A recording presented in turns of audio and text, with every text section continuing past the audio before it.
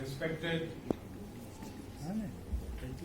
Vice Chancellor of Central Sanskrit University, Puri, Professor Phatak sir, Professor Panda sir, Professor Kachwa sir, Dr. Devdutt sir, Dr. Surya sir, Dr. Srinivasan sir. Many thanks to you. You have given me a opportunity to deliver a lecture. सबसे पहले तो मैं आप लोगों से क्षमा मांगना चाहूंगा। मैंने बाहर आते साथ ही पढ़ा कि संस्कृत भाषा में ही संभाषण करना यहाँ अनिवार्य है। क्या करेंगे, हम तो सब उल्टा कर दिया। मुझे संस्कृत नहीं आती है, जबकि आनी चाहिए। देव भाषा है, हमारी सभी भाषाओं की जननी है। हम सभी भारतीयों को संस्कृत आनी चाहिए। इसके बाद मैं आप लोगों से जो मेरा टॉपिक है NEP 2020 and role of ICT in teacher education. Previously, my teacher Dr. Panda has talked about the ICT and online classes.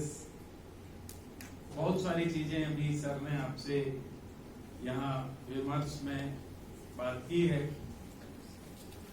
मैं बहुत डिटेल में न जाते हुए आपसे कहना चाहूंगा, जैसे कि अभी पैंडेमिक था, एक महामारी थी, और उसके पहले हमारी जो पोजीशन थी आईसीटी में, वो शायद ऐसी थी कि अगर वर्ड में भी हमें टाइप करना है तो हम सोचते थे this is a clerical work, ये टीचर का वर्क नहीं है। जो एक्सेल सीट में कुछ काम करेगा, ये वर्ड में कुछ टाइप करेगा, हमें लगता था ये तो क्लरिकल वर्क होता है। पैंडेमिक के पहले आया था एनईपी। एनईपी में पॉलिसी मेकर्स ने ये समझ लिया था कि आईसीटी की कितनी आवश्यकता है, और उन्होंने इसका प्रोविजन किया। पैंडेमिक में हमने देखा कि अगर हमारे पास आईसीटी का मीडियम नहीं होता तो शायद हमारा एजुकेशन सिस्टम पूरी तरह से विफल हो जाता, बैठ जाता।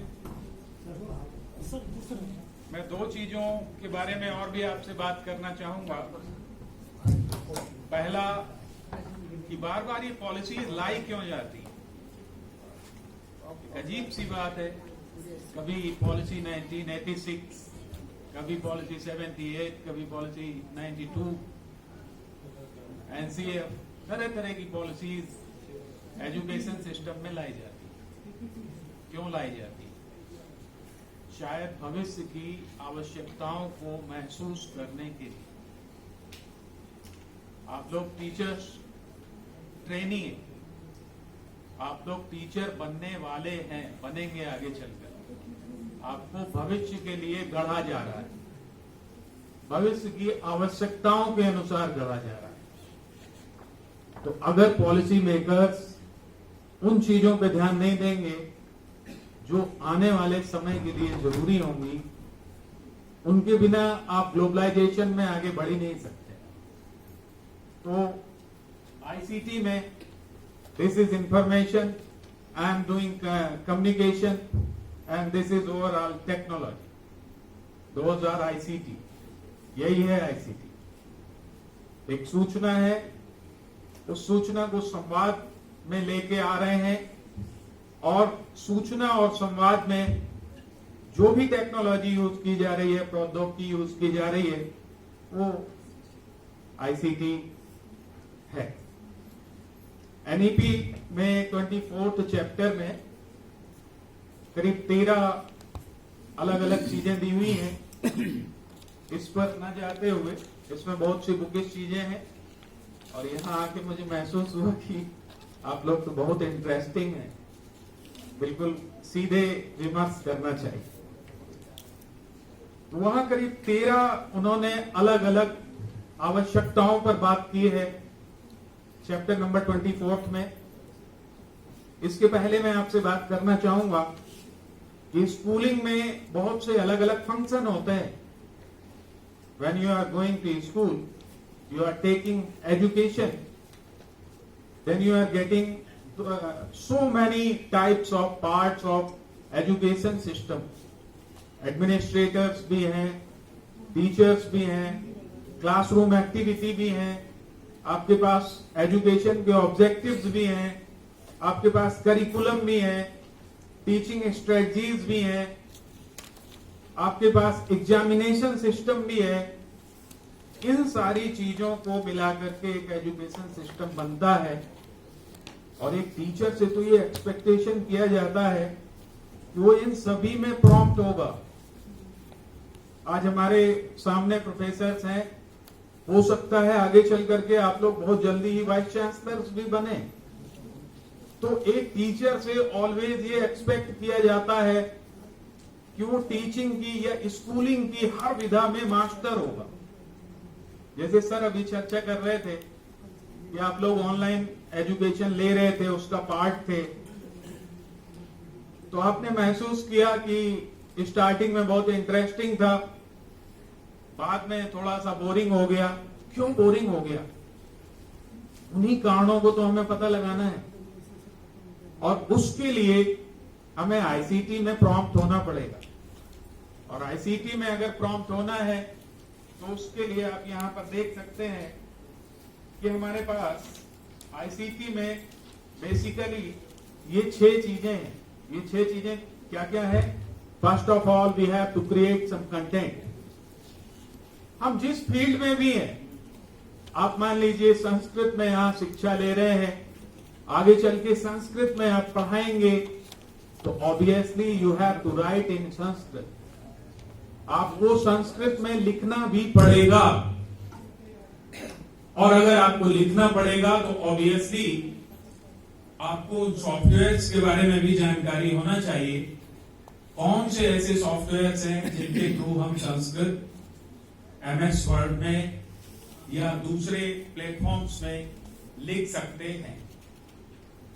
क्या आप लोग जानते हैं किसी ऐसे सॉफ्टवेयर का नाम?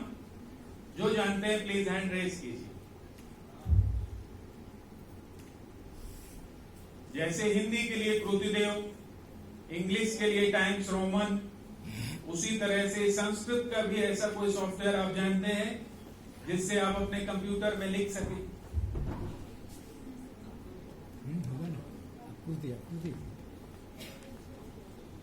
There are so many softwares.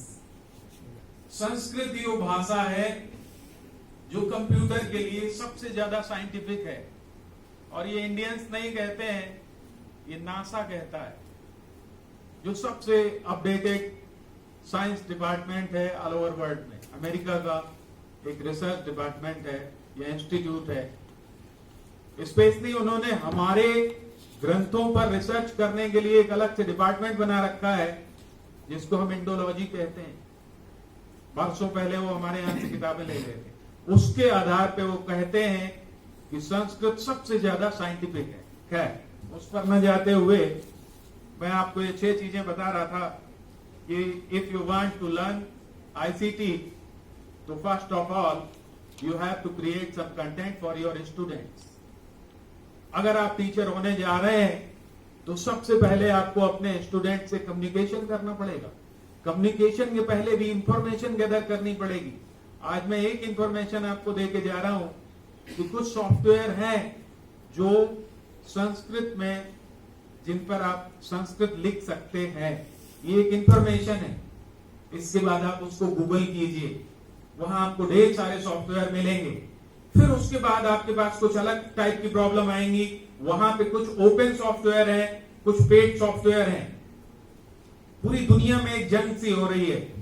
White hat के नाम से बायजूस 50,000 में कोडिंग करना सिखाता है, वहीं दूसरी तरफ रॉब्सबेरी फ्री ऑफ कॉस्ट वही कोडिंग करना सिखाता है। सारी दुनिया इस समय 2 भागों में बटी हुई है। एक ऐसे लोग हैं जो सारे संसार का भला चाहते हैं और एक ऐसे लोग हैं जो सारे संसार को एक प्रोडक्ट समझते हैं, वो बेच देना चाहते हैं। तो first of all we have to create. इसके बाद में एज ए टीचर हमको स्टोर करना पड़ेगा।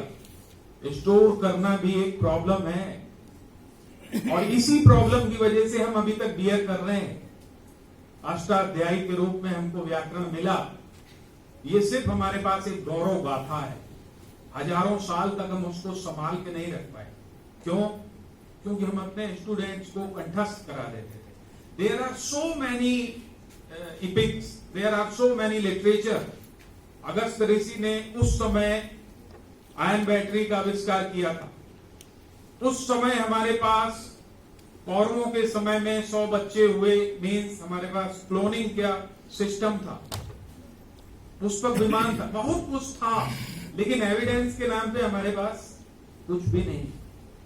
तो एज ए टीचर सबसे पहले हमको आईसीटी का मैटर क्रिएट करना होगा। मैटर क्रिएट करना है तो सीखना पड़ेगा, प्रॉम्प्ट होना पड़ेगा। इसके बाद उसको स्टोर कैसे करना है ये भी हमको आना चाहिए, और अगर कुछ चीजें हमसे मिस हो गई तो फिर उसको रिट्रीव भी करना पड़ेगा। और रिट्रीव करने के बाद कभी कभी अलग अलग सब्जेक्ट के लिए, अलग अलग क्षेत्रों के लिए उसमें थोड़ा बहुत मैनिपुलेशन भी करना पड़ेगा, और फिर इसके बाद उसको हमें सोसाइटी में सेंड भी करना पड़ेगा। अभी वो समय नहीं है कि अगर कोई चीज मैं जानता हूं तो वो मैं आपको नहीं सिखाऊं, आप जानते हो तो आप किसी दूसरे को नहीं सिखाओ। आप जितना उसको डिस्ट्रीब्यूट करोगे वो नॉलेज उतना बढ़ेगा। और 6 है रिसीव। आईसीटी में जितना आप ज्यादा से ज्यादा सीखेंगे। पैंडेमिक में कितने ऐसे लोग हैं जिन्होंने रात रात भर मूवीज देखी हैं? ऐसे भी लोग हैं। क्यों, आप लोगों ने देखी है कि नहीं देखी है? उसी तरह से आपको सॉफ्टवेयर खोजने पड़ेंगे। आपको ये पहचानना पड़ेगा। बिफोर 1 डिकेड दूसरी प्रॉब्लम थी।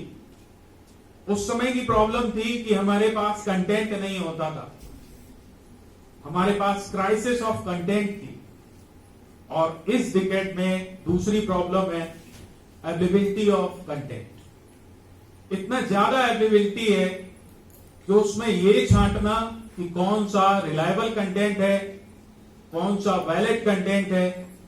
तो टाइम टू टाइम हमको इन चीजों में अपग्रेड करना पड़ेगा।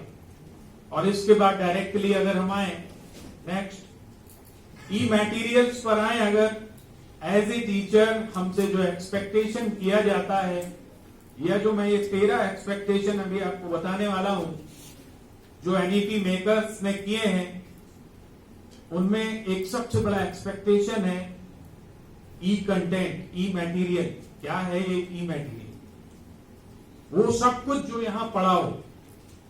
ऐसी 2 या 3 वेबसाइट हैं जहां संस्कृत की हजारों किताबें पड़ी हुई है।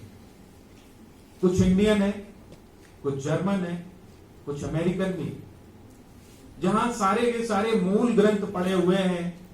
और जो जिज्ञासु लोग हैं, ज्ञान पिपाशा वाले लोग हैं, वो वहां पर जाके उनका अध्ययन कर सकते हैं और आगे बढ़ा सकते हैं।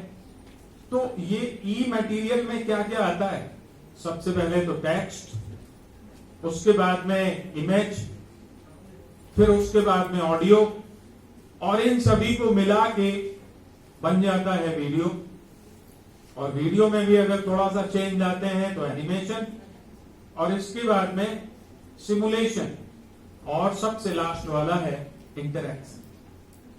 ये ई मटेरियल का या ई कंटेंट का सबसे हाईएस्ट फॉर्म है। हमें इन सभी में अपडेट होना पड़ेगा, प्रॉम्प्ट होना पड़ेगा। इसलिए नहीं प्रॉम्प्ट होना पड़ेगा कि ये आवश्यकता है, इसलिए प्रॉम्प्ट होना पड़ेगा कि ये एक संकट है। आगे आने वाले दिनों में आपने देखा है एनईपी में भी एक वर्ड यूज किया है 3रे नंबर पे, वो है artificial intelligence.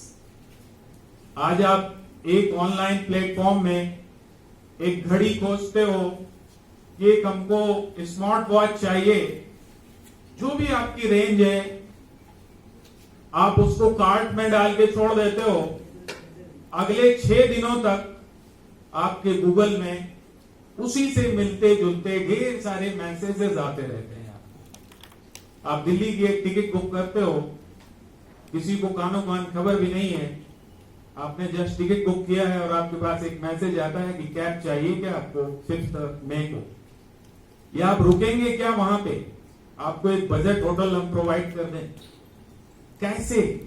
This is the artificial intelligence. और ये आर्टिफिशियल इंटेलिजेंस मशीन में बड़ी तेजी से आ रहा है। मशीन आपकी आवश्यकताओं को समझ रही है। अभी एक ह्यूमनॉइड का आविष्कार हुआ है। पहला ह्यूमनॉइड है, सोफिया नाम है उसका, सऊदी में है। इंसानों की तरह बात करती है, इंसानों की तरह सोचती है, इंसानों की तरह उसमें भावनाएं भी हैं और वो सोच समझ के जवाब देती है। तो आप ये सोचिए कि ऐसा एक दिन आए कि ढेर सारे टीचर्स को बैठा दिया जाए और एक ह्यूमनॉइड आपको पढ़ाने लगे। या अभी आप देख रहे थे कि आपकी क्लासेस ऑनलाइन हो रही थी। आने वाले दिनों में ऐसा भी हो सकता है कि सारे संस्कृत यूनिवर्सिटीज का एक पोर्टल बन जाए और सारे टीचर्स वहां 1 by 1 अपने लेक्चर्स दें और स्टूडेंट्स ब्लेंडेड मोड में उसको अटेंड करने लगे। तो ये आईसीटी आपकी एक आवश्यकता ही नहीं है, आईसीटी आपके लिए एक संकट भी है। और अगर आप प्रॉम्प्ट नहीं होंगे तो ये आपको इस ग्लोबलाइज्ड एरा में टिकने नहीं देगा। एनईपी में एक जगह ये भी कहा गया है कि टेट तो क्वालिफाई करना ही है, साथ ही साथ आपको डेमो देना पड़ेगा। 5 मिनट का आपको अपना टीचिंग डेमो देना पड़ेगा। मतलब आपके अपने ही सारे साथी राइवल हैं, प्रतिद्वंदी हैं, और इन सभी में जो आईसीटी में प्रॉम्प्ट होगा, कंटेंट नॉलेज अपनी जगह है। मुझे बहुत सा नॉलेज हो कंटेंट का, बहुत सी किताबें पढ़ी हूं, लेकिन अगर मैं उसको यहां प्रेजेंट नहीं कर सकता हूं, अगर मैं आपसे ऑनलाइन इंटरेक्ट नहीं कर सकता हूं, आप जैसे कह रहे थे ना कि 15 दिन तक बहुत इंटरेस्टिंग था ऑनलाइन क्लास, उसके बाद नहीं रह गया। क्यों नहीं रह गया? हमने अपने सीनियर टीचर से शिकायत की कि सर कहां 108 स्टूडेंट्स आते थे और कहां 8 स्टूडेंट आते हैं, क्या करें? सर ने हमसे कहा कि आप उसमें सभी से कहिए कि वीडियो ऑन करें, सभी अपना अपना वीडियो ऑन करें। और ये तरीका आप छोड़ो कि हमने एक पीपीटी बनाई और मैं बस कह रहा हूं सर नेक्स्ट, सर नेक्स्ट, और वहां तो बोलना भी नहीं है, मैं खुद ही करता चला जा रहा हूं।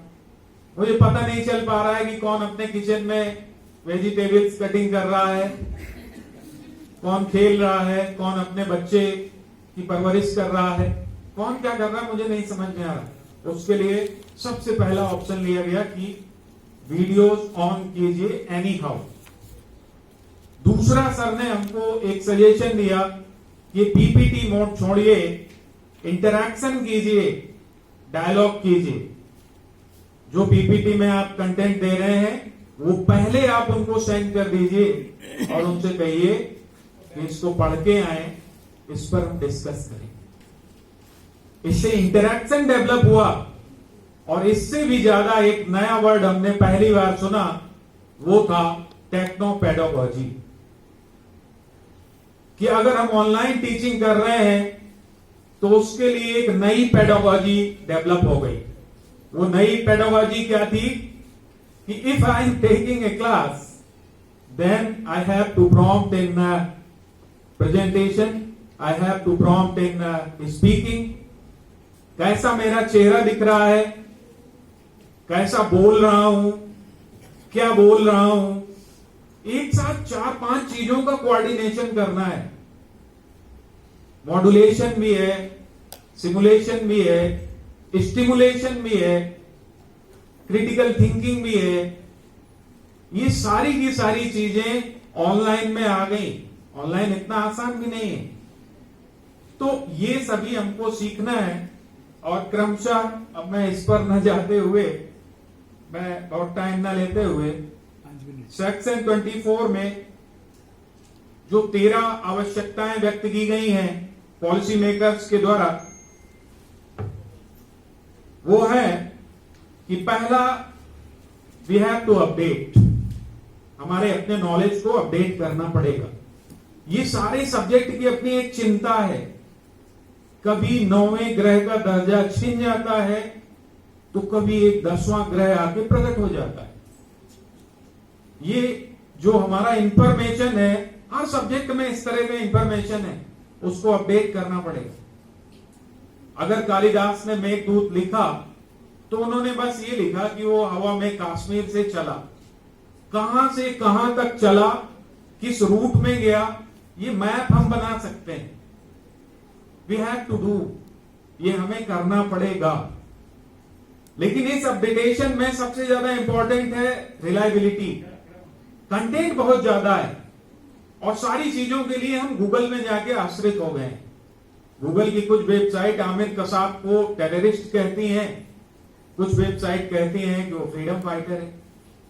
उनमें से कौन सी वेबसाइट रिलायबल है, इसमें हेल्प करेगा आपका टीचर। तो सबसे पहले हमें अपने कंटेंट नॉलेज को अपडेट करना है। दूसरा, artificial intelligence. Artificial intelligence day by day बढ़ रहा है, मशीन में कृत्रिम बुद्धि बढ़ रही है। बहुत से ऐसे सॉफ्टवेयर हैं जो मेरी आवाज में मेरा लेक्चर रिकॉर्ड कर देंगे, आभासी तौर पे मुझे यहां खड़ा कर देंगे, और हो सकता है मैं बैठा हूं अपने यहां भुवनेश्वर में, मेरा लेक्चर मैं वहां बैठ के यहां प्रेजेंट कर सकता हूं। It is possible that. ये आर्टिफिशियल इंटेलिजेंस है। सभी चिल्ला रहे हैं एक तरफ से कि आर्टिफिशियल इंटेलिजेंस बढ़ाना पड़ेगा, वो तो मशीन बढ़ा ही रही है। हमें अपना साइकोलॉजिकल इंटेलिजेंस भी बढ़ाना पड़ेगा, क्योंकि ज्यों ज्यों हम आईसीटी में प्रॉम्प्ट हो रहे हैं त्यों त्यों हमारा टाइम ज्यादा कंज्यूम हो रहा है। हमारे अंदर कंप्यूटर विजन सिंड्रोम आ रहा है, हमारी आंखें दुख रही हैं। मोबाइल एक ऐसा गैजेट हो रहा है जैसे पीके मूवी में एक एलियन आया और एक उसका इंस्ट्रूमेंट खो गया तो उसकी पूरी लाइफ वेस्ट हो गई। ठीक वैसा ही एक गैजेट हो रहा है। तो इसके बारे में भी उन्होंने दिया है कि कहीं ना कहीं हमको सीमित मोड में, लिमिटेड मोड में यूज करना है, और उसके लिए बड़ा अच्छा वर्ड यूज किया, ब्लेंडेड मोड। कहां पर फिजिकल फेस टू फेस, कहां पर ऑनलाइन, इसका आपको ध्यान रखना चाहिए। और रेशियो के बारे में भी उन्होंने इसका उल्लेख किया है कि 60 अप्रोक्सीमेट फिजिकल और 40% ऑनलाइन। एक जगह उन्होंने क्वालिटी एजुकेशन की बात की है। क्वालिटी एजुकेशन बढ़ाते हैं तो क्वांटिटी सफर करने लगती है। इसी तरह से इंफ्रास्ट्रक्चर बहुत जरूरी है आईसीटी के लिए। जैसे मैं देख रहा हूं आपके यहां बहुत रिच इंफ्रास्ट्रक्चर है, बहुत सी जगह इंफ्रास्ट्रक्चर नहीं होता है और हमेशा हम रोते हैं सिस्टम इसके लिए दोषी। अब वो टाइम गया जब हमें प्रॉब्लम्स की बात हम बहुत दिनों से कर रहे हैं, हमें सॉल्यूशन का पार्ट बनना है। क्योंकि अब ये मास की बात नहीं है, अब ये इंडिविजुअल डेवलपमेंट की बात है। एक पॉइंट में उन्होंने कहा है कि आईसीटी में बहुत से बैरियर्स भी हैं, इन पर भी काम करना है। साइमल्टेनियसली पूरे देश में कहीं 2G हो रहा है नेटवर्क, कहीं 3G है, कहीं 4G है, और 5 अगस्त से हमारे यहाँ 5G भी होने वाला है। मतलब साइमल्टेनियसली कंट्री में हम अलग अलग नेटवर्क यूज कर रहे हैं। कहीं हम डाउनलोड ही नहीं कर सकते हैं कोई फाइल, और कहीं 30 सेकेंड में हम पूरी एक मूवी डाउनलोड कर लेंगे, ऐसा भी नेटवर्क आ रहा है। तो इन सारे बैरियर्स में भी हमें काम करते रहना है, पेशेंस रखना है। ढेर सारे चैलेंजेस भी हैं। हम सभी इकोनॉमिकली हमारा स्टेटस एक जैसा नहीं है। ये कहना बहुत आसान है कि ऑनलाइन मोड में हम पढ़ लेंगे, घर से पढ़ लेंगे, वर्क फ्रॉम होम कर लेंगे, लेकिन एक एक गैजेट बहुत ही कॉस्टली है, गवर्नमेंट हम सबको प्रोवाइड नहीं कर सकती है। प्रयास किया जा रहा है कि मास में इस तरह की लाइब्रेरीज बनाए जाएं, लैब बनाए जाएं, और ज्यादा से ज्यादा हम उनको अवेल करें। सेटिस्फैक्ट्री जो भी हम वर्क कर रहे हैं ऑनलाइन सिस्टम में, आईसीटी में, उसको ऑब्जर्वेशन मोड में लेना है। ऑनलाइन क्लासेस क्यों बोरिंग हो रहे हैं, इसको ऑब्जर्व किया हमारे सीनियर टीचर्स ने। उन्होंने हमें सजेशंस दिए, तभी हमने उसको थोड़ा थोड़ा और इंटरैक्टिव बनाया। ग्रोथ को भी इसी तरह से मेजर करते रहना है। डेटा प्रोटेक्शन की बात मैं पहले कर चुका हूं। ढेर सारे डेटा वेयर हाउसेस भी हैं। अगर आपको कुछ जीबी मैटर स्टोर करना है, पिक्चर स्टोर करनी है, फाइल स्टोर करनी है, मूवीज स्टोर करनी है, पीडीएफ, पीपीटी, तो उसके लिए अभी प्राइवेट सेक्टर में अवेलेबल है। There are so many data warehouses. हम सभी टीचर्स उनका इस्तेमाल कर सकते हैं। उसके बाद मल्टी डिसिप्लिनरी अप्रोच की भी बात है, इन्होंने कही है। और हम आईसीटी के थ्रू, जैसे कंप्यूटर में ये संस्कृत को भी लिखना आसान हुआ, एनिमेशन करना आसान हुआ, तो उसको हम लैंग्वेजेस में लेके आए। तो इसी तरह से बहुत सी लैंग्वेजेस की भी क्वालिटीज हैं, विशेषताएं हैं, जो दूसरे विषयों में भी हमको यूज करनी है। डिजिटल टूल्स का जितना ज्यादा से ज्यादा हम यूज कर सकते हैं, वो हमें करना चाहिए according to NEP. Face to face और ऑनलाइन में एक बैलेंस बनाना है। और 4 इंपॉर्टेंट चीजें मैं आपसे और भी कह रहा हूं, ये अंतिम 4 बातें हैं मेरी, कि as a teacher we should focus on technopedagogy. मैंने आपको बताया कि टेक्नोपेडागॉजी क्या है। ऑनलाइन टीचिंग लर्निंग में ये एक ऐसी पेडागॉजी है कि पढ़ाते समय हमें किन किन चीजों पर ध्यान रखना चाहिए as a teacher. Online teaching learning के इस पेडागॉजी को हमें जरूर सीखना चाहिए। और दूसरा है हमारा मेंटल हेल्थ। ऑनलाइन लर्निंग को, टीचिंग को करते हुए ये मतलब नहीं है कि हम सुबह उठें तो बस मोबाइल से हमारी सुबह होगी, रात होगी तो मोबाइल से हमारी रात होगी। कहीं ना कहीं हमें बैलेंस एस्टेब्लिश करना है। अगर हम वो बैलेंस नहीं बना पाए तो हम कंप्यूटर विजन सिंड्रोम का शिकार हो जाएंगे। हमारी आंखें दुखने लगेंगी और हमारी जो दृश्य क्षमता है वो धीरे धीरे धीरे धीरे चली जाएगी। चौथी चीज पे मैं कहूंगा कि आपको सबसे ज्यादा फोकस करना है कि एज ए टीचर आपके स्टूडेंट्स को फ्यूचर में क्या नीड्स हो सकती हैं, क्या रिक्वायरमेंट्स हो सकती हैं, उनको आपके आईसीटी स्किल से फुलफिल करना है। हमारे पास वर्चुअल रियलिटी है, ऑगमेंटेड रियलिटी है। एक चश्मा लगाया और हम पहुंच गए अमेरिका, या समंदर के नीचे चले गए। हमें बायोलॉजी पढ़नी है, बॉटनी पढ़नी है, हमने चश्मा लगाया और हम फील कर रहे हैं कि हम वहां फेस टू फेस खड़े हो गए। ये सारी टेक्नोलॉजीज हैं।